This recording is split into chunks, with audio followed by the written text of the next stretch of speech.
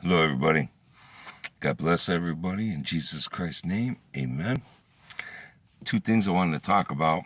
I was watching YouTube videos, and something I'm noticing on YouTube is that on a lot of these traffic stops or police stopping people's vehicles, I noticed that a lot of YouTubers are videotaping it.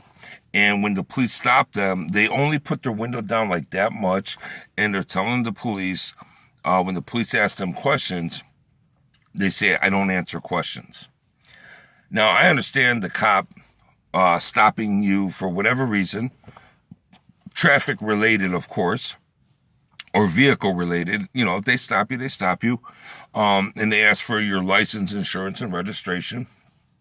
I understand that. But I also have learned that when they stop you, every cop is taught to do a field investigation.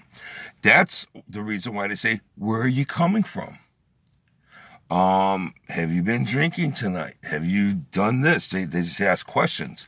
And the purpose of the questions is to see if there's anything that might bear fruit in a criminal type of way.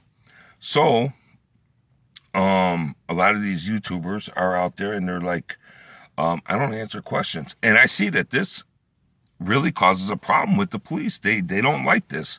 They don't like the fact that people are saying, I don't answer questions. And I notice that the cops are trying to be real slick in the questions they ask, even though they know this person's saying, I don't answer questions. And if you look, you'll see it. It's on YouTube all over, you know, and you'll start to see the ugliness of these police officers. And I'm not saying all police officers are bad, but let me ask you a question. If there's one bad police officer and he is violating your civil rights or your constitutional rights, and the other three cops there do not stop him, that makes them just as guilty as him. Just like if you're in a car with three friends and one of them pulls out a gun and shoots somebody from the car and you guys drive away, you're just as guilty. Okay? So I think it's wrong that if they're going to ask you questions, they should read you your rights. I mean, if they want to ask you questions, that's fine. But they should read you your rights. Not everybody knows their rights. So if you're gonna do any kind of line of questioning that has nothing to do with the reason you're stopping the car, you should read me my rights and make me aware of I have the right to remain silent. And it shouldn't only be because I'm arrested. It should be because you're investigating me. I don't think I have to say anything that would incriminate me. If there was a murder and you asked me where I was, I don't have to tell you. I don't have to give you an alibi. You could arrest me. That's fine. And when I get to court and I'm in front of a judge, I'm going to give my alibi. And I'm going to get found not guilty, and I'm going to turn around and then I'm going to hold you legally responsible because, you know. So I just thought, you know, that was on my mind. It's like these police officers are in my mind violating our rights or taking advantage of us when we don't know our rights. And how is that to serve and protect me? I don't understand. The other thing is insurance companies. What's a deductible? I pay, you give me the cost of insurance. And first off, insurance companies lobbied the lawmakers to make insurance mandatory, which is a good thing. It's a good thing. Everyone should have insurance. Not everyone does, but everyone should. But now the insurance companies, you give me how much this is going to cost for insurance, and I get it. But why is there a deductible? I'm paying, because I don't get nothing back. If in 1 year, let's say car insurance, I pay you the $1,200 for full coverage, nothing goes wrong with my car, everything's fine. At the end of the year, give me the deductible. Do I get a deductible? No. Why do you get a deductible? Insurance companies? What is that? What is that for? Is it just a way for you to take money away from us when there's a claim? Don't you know that if my car gets hit and the mechanic says it's $600 to fix it, and you say, well, we'll pay it, but you have a $500 deductible, I ain't got $500. I paid for insurance on my car. You should pay the whole thing to get fixed. It ain't right. Why aren't the lawmakers focused on that kind of thing? You're focused on all these other things. What about that thing? Imagine if you could save somebody $500 a year from this so-called deductible. That adds up, That adds up. Just some stuff I was thinking about, and it really bothers me that we put people in the office and, once they get in there, they forget these things, I'll tell you another thing.